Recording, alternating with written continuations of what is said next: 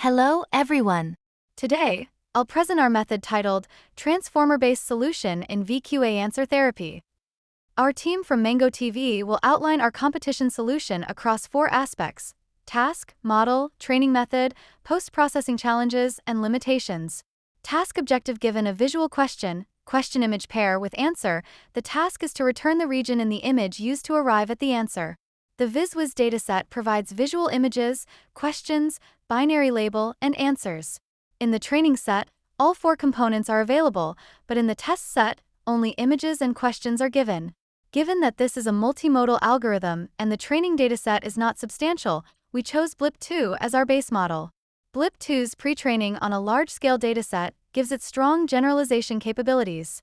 Considering the limited amount of data, we only train MLP layer and last few transformer layers.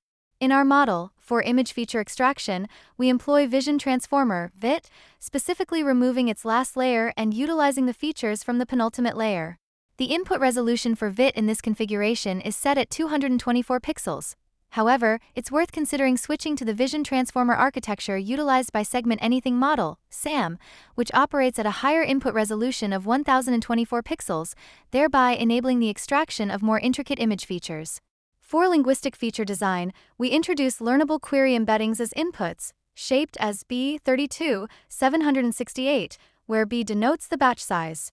These queries undergo self-attention (SA), allowing each token to learn what it should focus on, enabling each part to discern its own areas of interest within the context.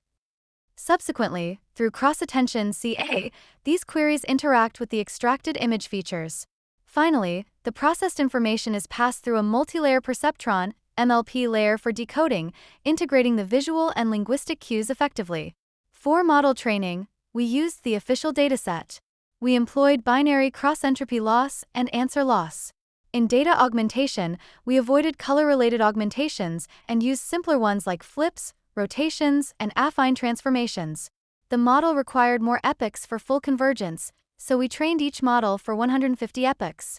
We also used techniques like exponential weighted average and pseudo-label to improve accuracy. For post-processing, we used a voting-based model ensemble, which outperformed the soft ensemble approach.